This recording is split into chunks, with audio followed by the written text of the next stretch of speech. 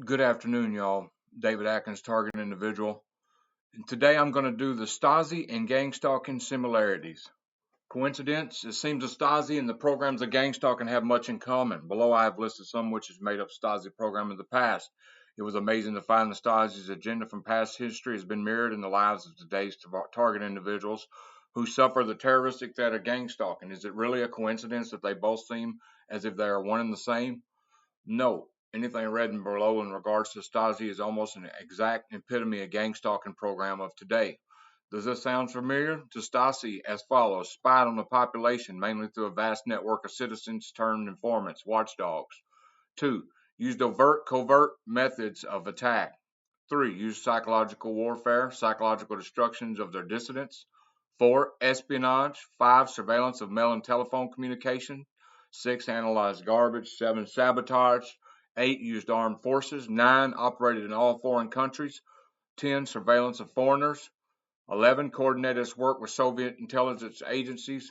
The Stasi's trained or helped build secret police for others, including Ethiopia, Cuba, Egypt, People's Republic of Angola, People's Republic of Mozambique. I'm sorry, I missed Mozambique, the People's Republic of Yemen, South Yemen, Syria, etc. Operated its own penal system, which compromised prison counts for political as opposed to criminal offenders. People are prisons of their homes now. Electronic prisons in their homes. Less mentally and academic endowed candidates were made ordinary soldiers or agents. Infiltration of the residential schools, university friends, hospitals of victims. Reported victim visitations, including all families and friends. Privacy invasion, drilled holes in apartments and hotel rooms, filled citizens with special video cameras. 17. Formed categorizations of victims. 18. Informants were made to feel important, given material social incentives, and were imbued with a sense of adventure. Only around 7.7%, according to official figures, were coerced and cooperating. They frequently employed the use of blackmail in some cases. Spouses spied on one another. 19. Gaslighting, psychological harassment, Zersetzung. Zersetzung generally involved the disruption of the victim's private or family life. This often included psychological attacks, such as breaking into homes, messing with the contents, moving furniture, altering the timing of an alarm, removing pictures of the walls, replacing one variety of tea with another.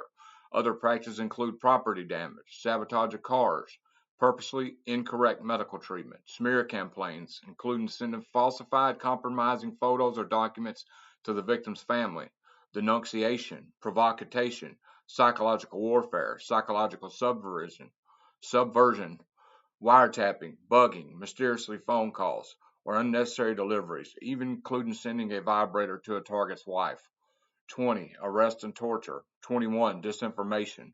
22. They operated brothels. Also, agents were used against both men and women working in Western governments. Entrapment was used against married men and homosexuals. 23. Sent sleeper agents to other countries, namely the West. 24. The Stasi channeled large amounts of money to neo-Nazi groups in the West with purpose of discrediting the West. 25. Used armed weapons. 26. Assassinated using death squads, kidnapped, poisoned victims, etc. 27. Assisted in the cover-up of traces to a crime. Here's the Stasi Zetzersung and gang stalking tactics.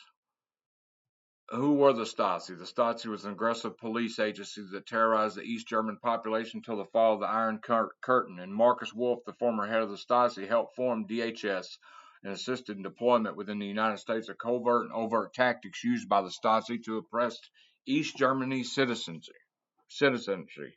The FBI, DHS, and NSA are now engaged in utilizing unconstitutional Stasi techniques called Zersetzung, and a huge civilian spy branch has already been deployed in the United States for more than a decade.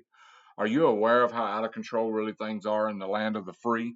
The civilians involved in this widespread operation are comprised of immigrants, both legal and illegals, criminals, ex-cons, dregs of U.S. society, hired by the FBI civilian branch called InfoGuard, on which streets level help manage this unconstitutional and sadistic program.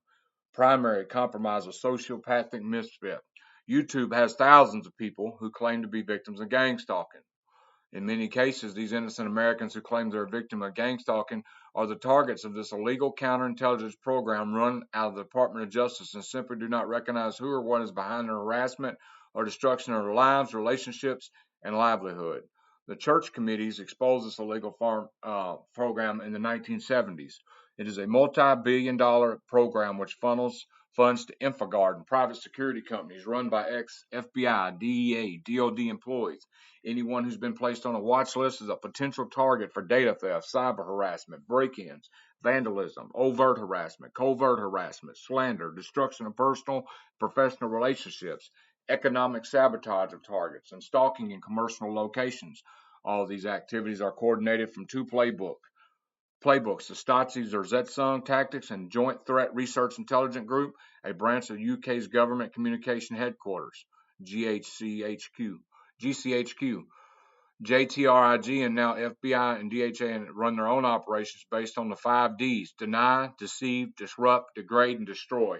These are soft kill methods which ruin the lives of innocent American citizens while leaving a negligible footprint. Plausible deniability, little to no evidence of harassment and unconstitutional activity perpetrated by the rogue factions within the U.S. government. The Stasis used the same tactics, albeit their reach was more limited than the illegal program being run in the U.S. and around the world due to technological limitations, since the use of computers at that time in the area of the world were nearly non-existent.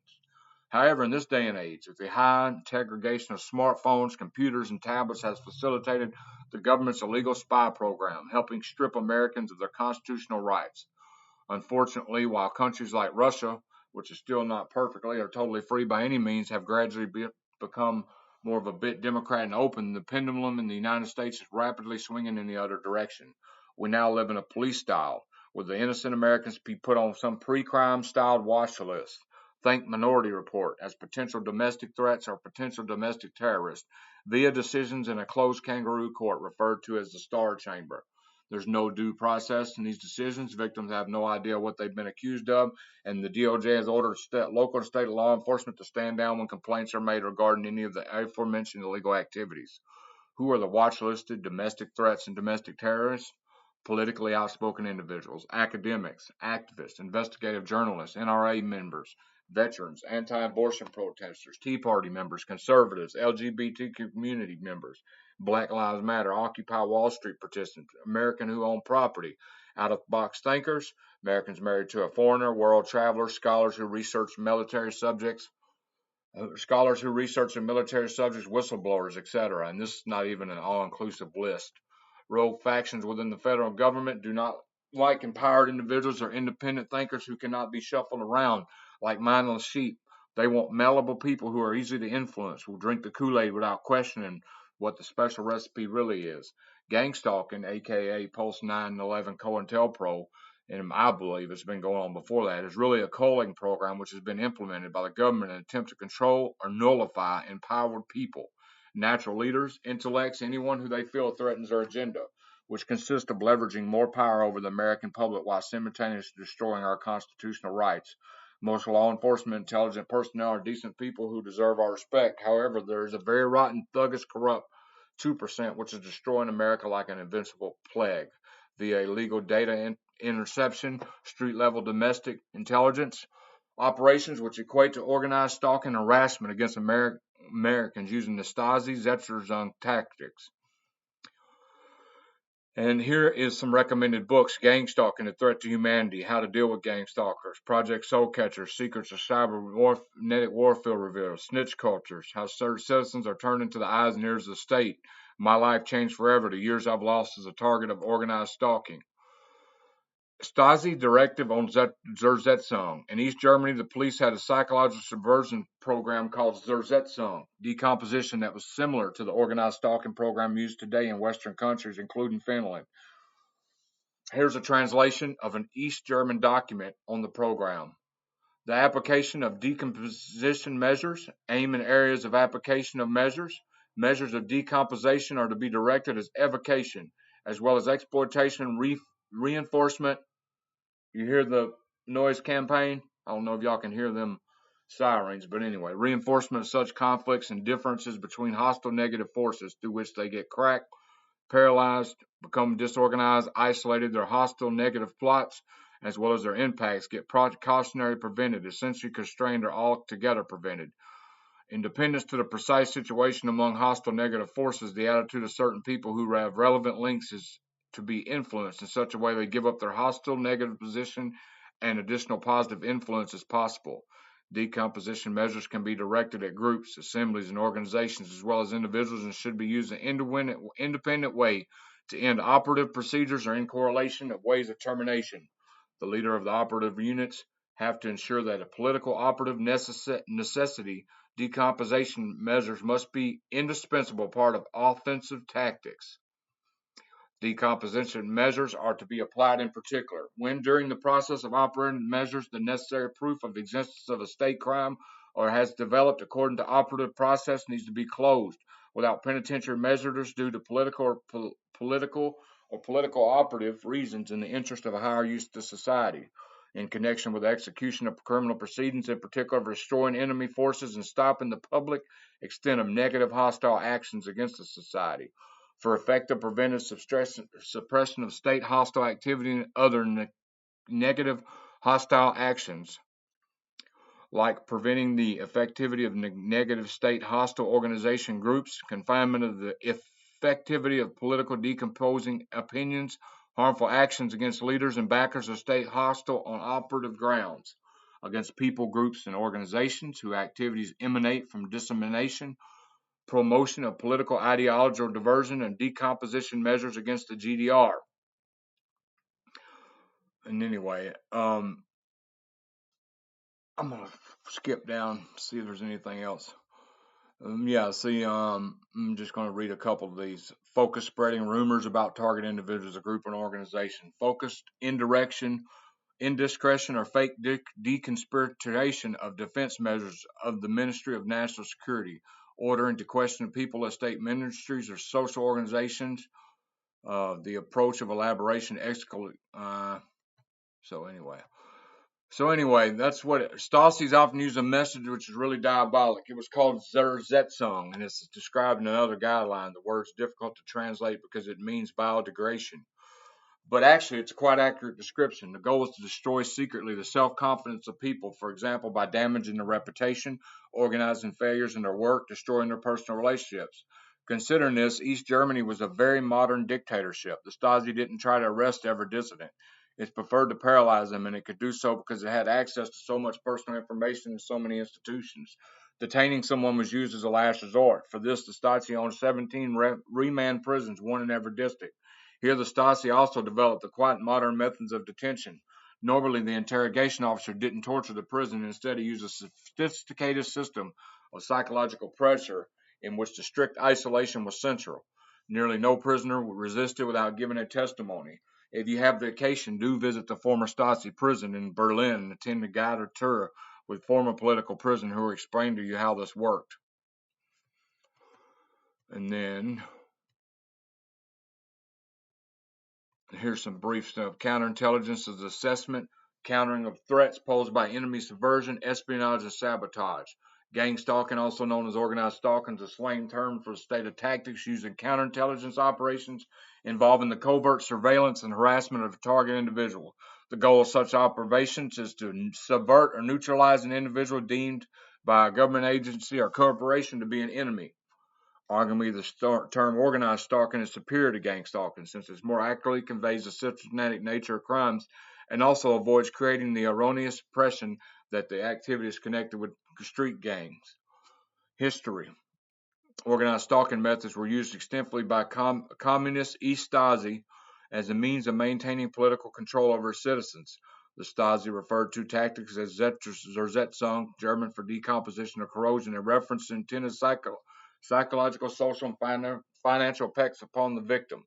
Although they are legal in the U.S., the same covert tactics are used by America's local and federal law enforcement and intelligence agencies to suppress dissent and silence whistleblowers and get revenge against persons who have angered someone with connections to public and private agencies involved. Illegal counterintelligence observations have been perpetrated against Americans by urban police departments in the U.S. since the late 1800s. Traditionally, the groups of most undercover police officers involved called Red Squads. although most modern official term is law enforcement intelligence units.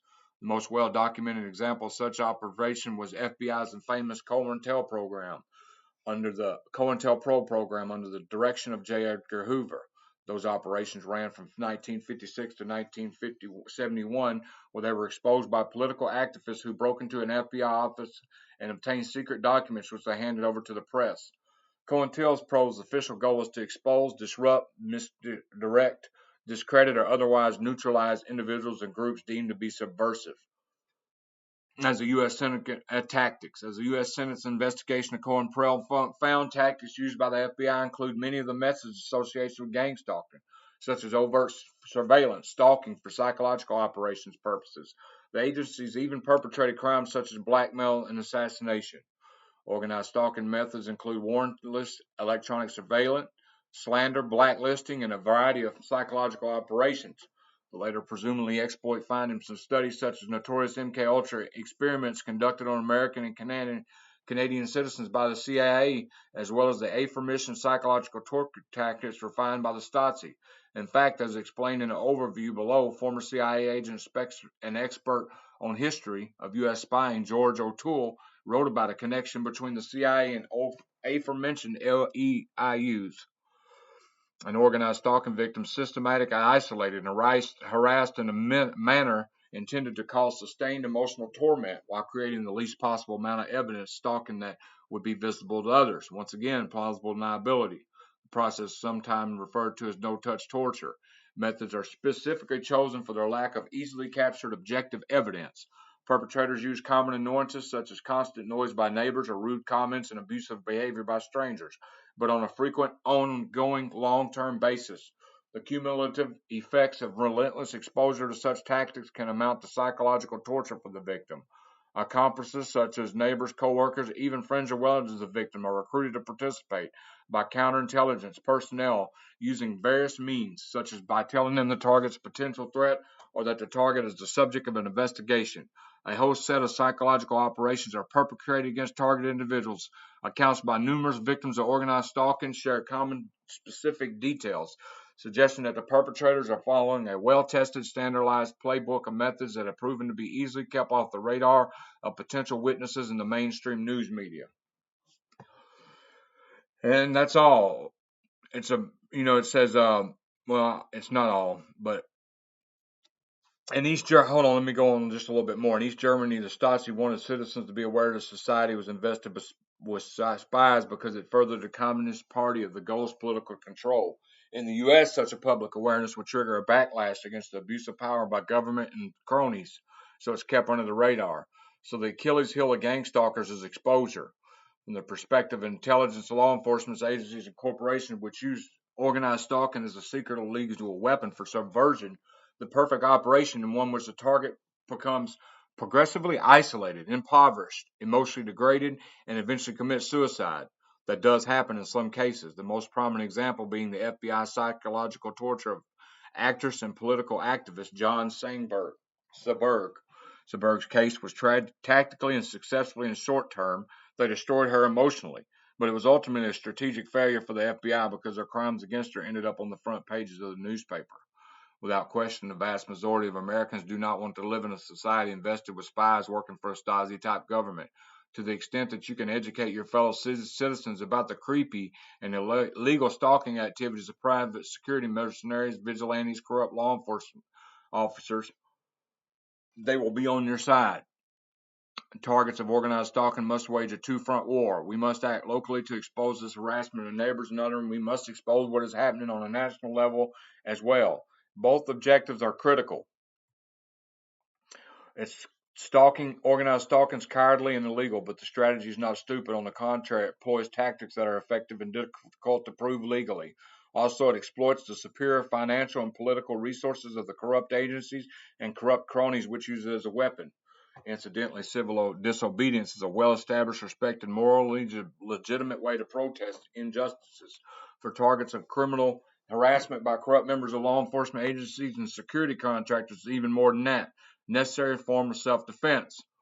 However, I don't agree with getting violent or acting out in rage against violence. I don't I don't condone it, and I don't advise that at all. Matter of fact, I advise to stand down when it comes to that because it just makes us look worse.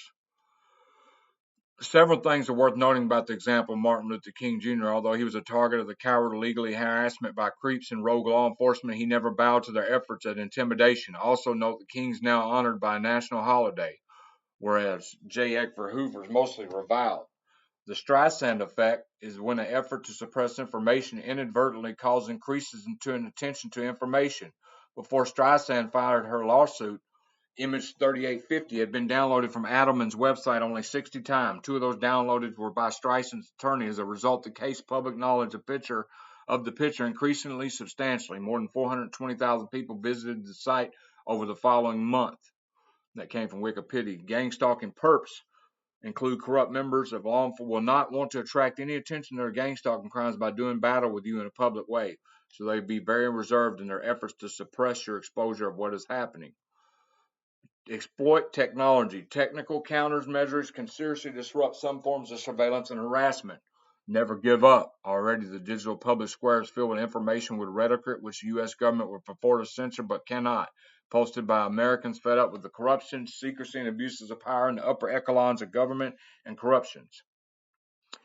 Even the federal government's massive self-serving security apparatus and its abettors in the mainstream media institutions cannot effectively monitor and control flow of information anymore. Dissent is harder to marginalize and censor in a digital landscape filled with whistleblowers, citizens, journalists, bloggers, and alternative media websites from all across the ideological spectrum. Independent thinkers, entrepreneurs such as WikiLeaks movements and such anonymous have created an information network in which citizens no longer have to wait for the New York Times to expose the next Pentagon Papers conspiracy or the Washington Post to expose the next Watergate scandal. Even the New York Times admits this. News no longer needs the permission of traditional gatekeepers to break through. Scoops can come now from all corners of media map and find an audience just by virtue of what they reveal. One of the objectives of gangstalking is to isolate and break down the target individual by creating the impression that the whole society is against him or her. Don't make the mistake of believing that false impression.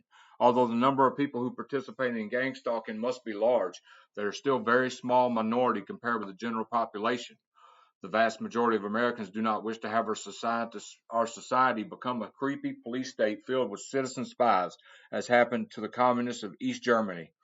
Gangstalking victims need to challenge the careers, the statist rodents in the food chain and support political reformers, libertarians, progressives, and who defend the individual's rights and freedoms against the predatory inclinations of powerful government and corporate institutions.